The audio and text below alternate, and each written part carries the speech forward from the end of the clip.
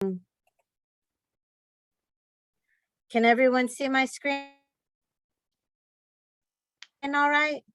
So I've given this talk once before to the Maumee Valley growers last year, and it was right during the pandemic, and people were getting used to Zoom, but we didn't have a lot of people attend. So the motivation to do this again was so that we could reach more people with what was expressed as an interest in gaining a better and broader understanding of what's involved in succession and generational transition planning.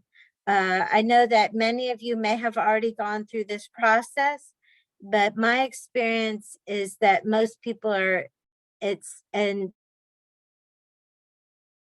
different stages of this, maybe haven't completed the process. So hopefully this will give you a place to start and an idea of what needs to happen and what you need to do. It's really complex. And this whole process of passing the torch, some growers may know who the torch is going to be passed to, and others may not. So it involves a lot of figuring out and planning communication.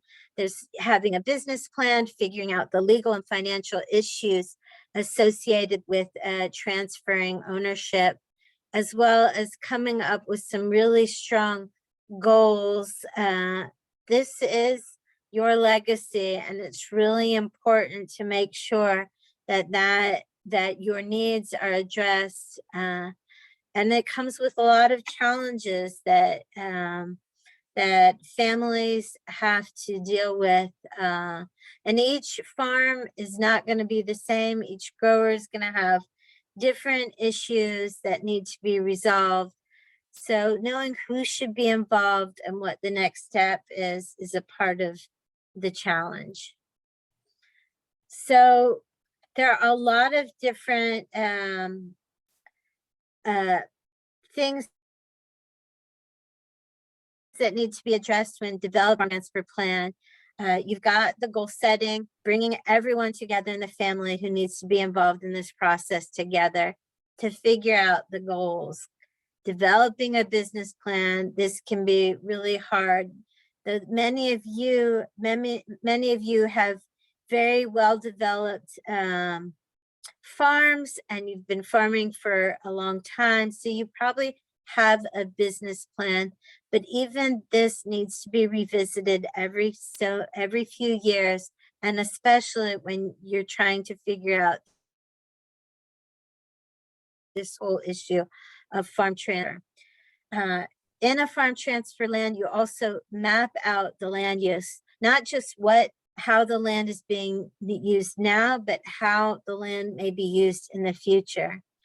Thinking about retirement, it's a big part of the equation, figuring out how you can retire and mapping that out, figuring out anticipated income, doing estate planning, working with a lawyer. That can be expensive. So some of the things that I'm going to address are ways that you can do as much planning as possible before you involve a lawyer in the process to help you minimize costs.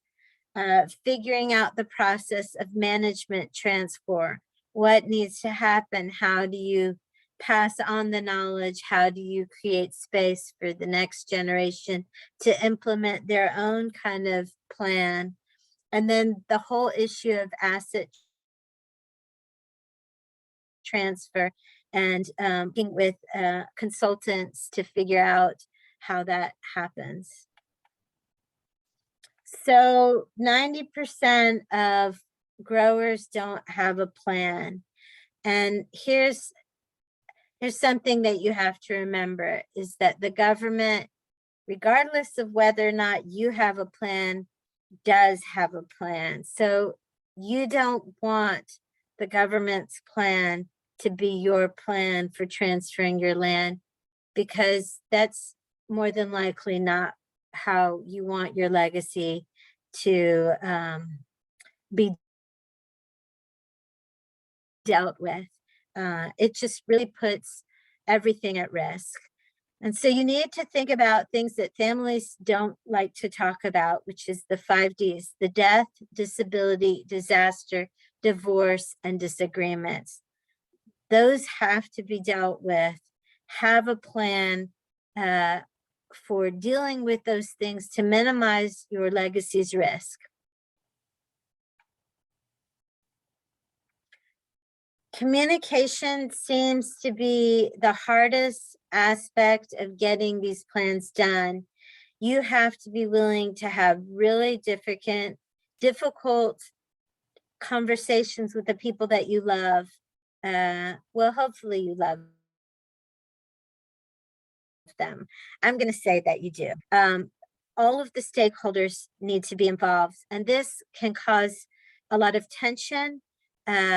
Historically, the reason why plans don't get done is because of avoidance. Families don't want to create turmoil in the family, and so they avoid the hard conversations, and nothing tends to get done as a result. So I'm going to say that it's really important to have these hard conversations, and sometimes a mediator, a third party, should be involved to help make it easier on the family. Business planning, it includes developing your farm history, what is currently happening in terms of operations on the farm. Also, looking at individual assets, assessments, communication skills, financial skills, production skills, management skills, and coming up with a list of goals, both goals for the current generation and goals for the next generation. It's also the place where you share your family values. Values might be, that community is really important for the farm. Values like, are you doing an organic farm? Is it important to, is the environment something that you're very concerned with? This is the place where you would express that information and include it in the plan. Family goals, maybe you know who's going to take over.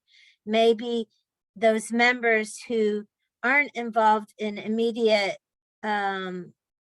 farming have their own desires as well. How do you create fairness amongst all the heirs?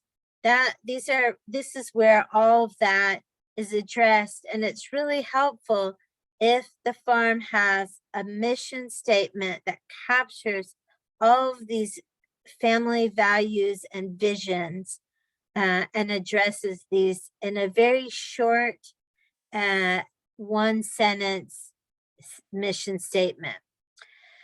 It's also where you do your business analysis. You look at your land and your capital, how labor is managed, where labor management right now is a big issue with a lot of farms, and figuring out how those issues are tackled and potentially dealt with, and how transition will occur, what kind of business skills are needed, and what skills does everyone have, and what skills do they need to get in order to make all of this transfer possible. Land use mapping, there's a lot of online resources to help you create beautiful maps. You don't need to have a map like the one in this example. The web soil survey online through the USDA has a great way of getting an aerial view of your farm, along with the different soils on your farm. Google Earth has a great way to get an aerial photo of your farm. It's helpful at this stage to delineate the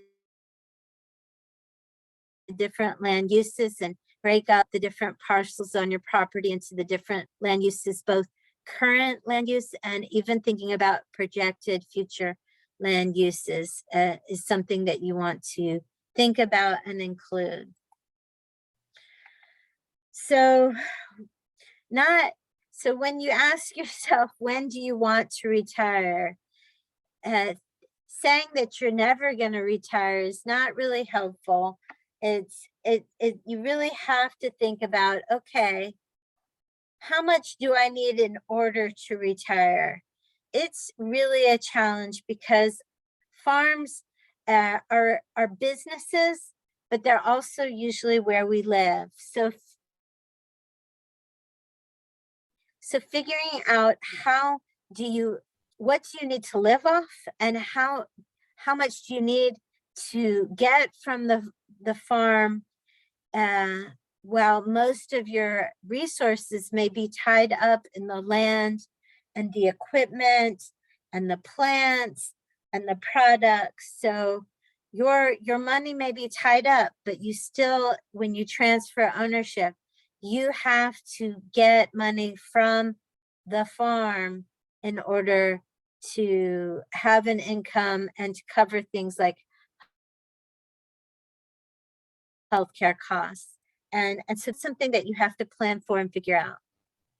And that is also part of this whole estate planning process that you have to go through, having the difficult conversation, making sure that you have fair and equal distribution, figuring out, who's gonna, some of your family members aren't going to be involved in farming, and their stake should be different, but yet it still needs to be fair. So everyone kind of has to talk about these things and how the planning for the transfer of assets need to occur.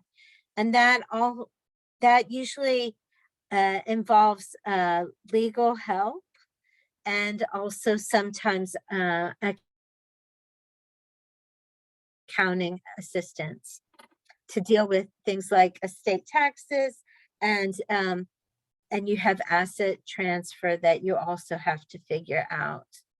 So you've got this whole process of figuring out who wants to be involved in the transfer, and everyone's farm may be different. You may not have family members that want to take over the farm or the growing operation. You might have to figure out a non-traditional transfer of ownership, and that may involve figuring out whether or not there's how committed is someone to taking over the management and operation of this farm business. So the first stage involved is testing of what we'll call the younger or less experienced individual in the operation, to see how interested are they in taking this over.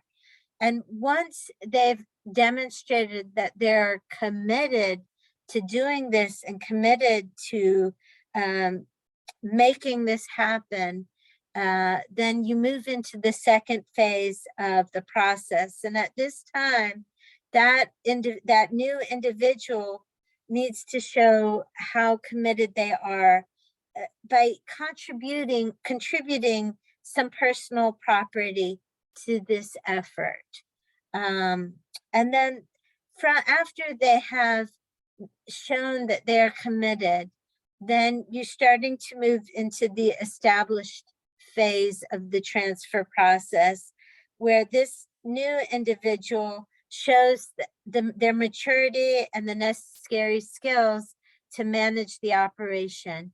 They have learned They have learned all aspects of managing the operation.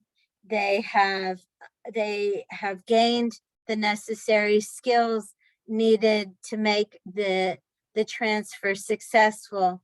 And when that happens, then you reach the fourth stage, where the mature individual in this operation gradually starts to withdraw from the management. So it's this gradual transition of ownership. It doesn't necessarily mean that you're not still involved in the ownership of the farm, but you're not necessarily actively managing the operation when you're in the last step. Asset transfer, let me move to the next slide, is about figuring out your assets and determining the business structure, what kind of asset transfer is going to happen. Are you going to be leasing? Are you going to be selling? Are you going to be trading, gifting? There's all different kinds of ways to do asset transfer, all of which involves considerations of capital gains tax. And because of that, we recommend working with an accountant that has some expertise in agriculture and taxes. So where are you? Where are you in this process? Helping to initiate the process between the generations, beginning communication with your family, providing support and direction. There's a lot of resources out there to help you. It is very complicated and it is very cumbersome. And what everyone should know is that this process is going to take a long time. On average, 5 to 10 years for each family. I'll just tell you a little bit. I grew up on a non-traditional farm overseas in Israel called a kibbutz. And even though it is a cooperatively owned type of farm, my kibbutz went through a successional generational asset transfer, essentially privatizing the whole operation. So if you can imagine, 80 families had to work together and communicate, and there were all sorts of complicated legal issues that also had to be dealt with to privatize the farm. It took 20, I think a little over 20 years to go through this process. And but they got through it, and now there's a clear path on moving forward. So that is probably what I would call the most complex type of generational transfer of a farm situation. But even so, when a lot of family-owned farms that haven't gone through this process have land that and multiple heirs that are involved in the ownership of the land, and with each passing generation it becomes more complex and less clear. So having these discussions with family members is really important, and there are organizations and nonprofits and consultants that are out there that can help you get the advice you need to move forward. So it is really helpful to have some goals, and it's really helpful for everyone involved to write down those goals and some direction on how to move forward. Goals with regard to transferring the knowledge, the operational knowledge, as well as the business development and mapping, and just communicating not just with matriarchs and patriarchs of the operation, but of all the different generations, because the growing up and with this kind of an agriculture business, it means something to everyone, even the people who aren't directly involved in the business. So this is where most of this process comes to a halt, is this whole notion of fear of family conflict. It can be long and costly, especially when you're talking about power and control. It takes, the harder it is on everyone in the family. There are some really great resources out there. At the end of this presentation, I'd like to tell you the University of Minnesota Extension has this great resource called Ag Plan. It is an app, and if you Google University of Minnesota Extension business planning, this free app that you can use to help you with the business planning process. They also have connected to this app a successional farm business planning, and it's free and it's confidential, and it's really useful in helping everyone involved in this process communicate with each other and slowly develop the plan. So again, having not just all of the family stakeholders involved in this process, but if you need to, third-party mediators who don't have a stake in your farm but can help you mediate the complicated issues related to communication within the family. Also having real estate and legal agriculture business consultants available to help you figure out and navigate the whole transfer of assets is really important. And using free apps like the one I mentioned before can help you figure out a lot of that information before you actually have to pay any of those legal consultants. And this is just telling you that if you're interested in getting some help or support or any kind of future follow-up trainings on this topic, it doesn't have to be specific to this. It could be for your individual farm. A lot of the information that has to be discussed amongst family members is confidential, and you don't want it shared in a public forum like this. But if you need additional help or motivation, feel free to contact me.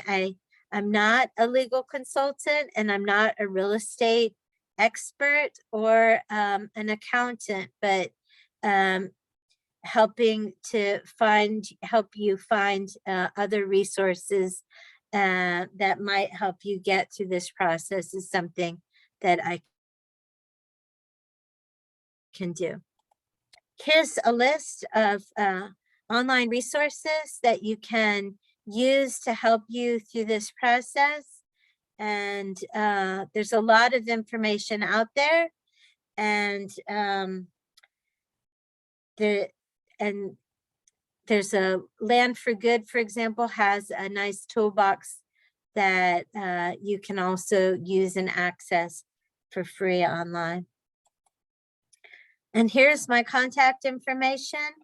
Feel free to contact me if you have questions. I'm here to help. And if you have any questions, we have a few more minutes, and feel free to ask.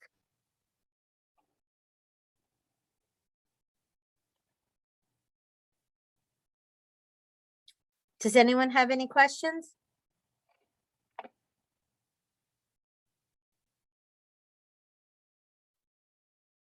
Well, you have my information, and if you misplace it or can't find me, you can always look me up at Central State University and their extension directory, or you can contact Joe, and Joe can send you my information